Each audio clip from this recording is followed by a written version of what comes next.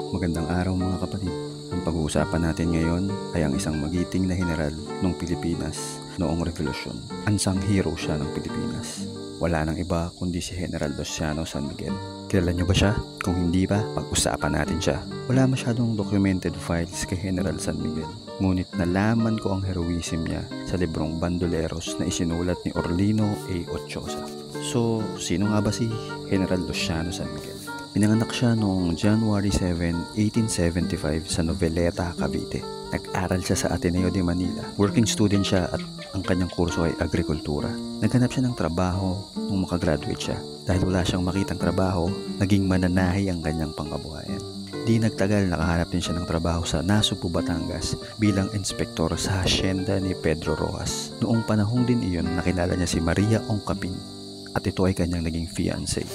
Naudlot ang kasal niya nung sumiklab ang himagsikan noong 1896. Umuwi siya ng Cavite at umalib siya sa katipunan ng Magdiwang chapter. Mabilis tumaas ang kanyang ranggong koronel. Namuno siya sa isang unit sa labanan ng Nasugbu at ipinagtanggol niya ang bayan sa puwersa ng Espanyol. Natalo sila sa labanan. Si San Miguel at mga natitira lang niyang mga tauhan ang nakaligtas. Noong March 5, 1897, sumanib siya kay General Emilio Aguinaldo at General Artemio Ricarte sa Imus, Cavite. Nagplano sila atakihin ang mga Espanyol upang bawiin ang Imus. Kaya lang, hindi natuloy kasi hindi nakahanap ng magandang strategic position si General Ricarte at si General Emilio Aguinaldo naman ay nag-withdraw sa Naik. At sa 26 naman ng parehong buwan ay nagsanib puwersa sila ng mga tauhan ni Supremo Andres Bonifacio, Colonel Antonio Verata, Esteban San Juan at Major Julian Montalan. Inatake nila ang mga Espanyol na nanggaling sa Barrio Bacau sa San Francisco de Malabon. Nang bumalik si General Emilio Aguinaldo sa exile niya sa Hong Kong noong 1898 upang simulan muli ang revolusyon, sumagot agad sa tawag si General Luciano San Miguel. Pinamunuan niya ang Nueva Ecija, Tarlac, Pampanga, Bulacan, Morong, Batangas, Laguna at Manila. Nang ideklara ang Philippine Independence, tinawag si General San Miguel na Talibang Pandangal o Guardia de Honor.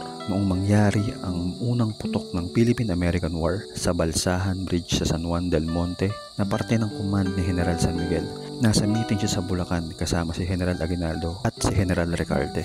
Nagpakita ng huwarang pamumuno si General San Miguel. Kaya tumaas ang ranggo niya sa Brigadier General at inappoint siya ni Aguinaldo bilang representative ng Negros Oriental sa revolutionary government noong 1899. Mahirap ang buhay ng revolusyonaryo. Nung humingi siya ng tulong sa kanyang mga superior para sa provisyon ng kanyang mga tauhan, di siya napagbigyan dahil kulang na ang supply para sa revolusyon. Umalis siya na mabigat ang kanyang kalooban. Habang paalis siya, nakita niya ang isang piging ng mga general. Bigla siyang sumigaw at sabi niya, "Sa mga panahong ito ng pakikibaka, buto lamang ang dapat ihain sa inyo at hindi itong kapistahan.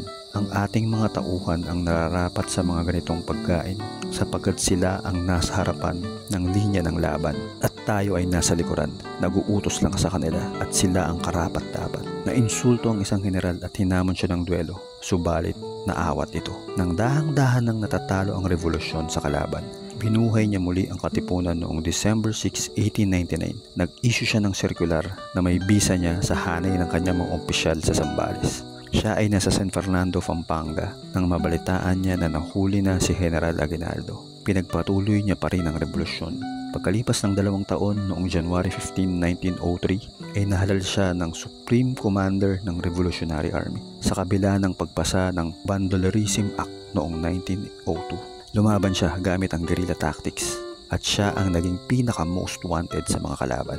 Noong March 27, 1903 sa labanan sa Coral na Bato sa Antipolo, Rizal, sa bingit ng kamatayan, kasama ni General San Miguel ang kanyang mga tauhan na isa-isang tumutumba. Ito ang huling binigkas ni General San Miguel habang naipaglaban. Hawak ang kanyang baril at espada upang isuko ang buhay para sa inang bayan at sa kanyang kalayaan.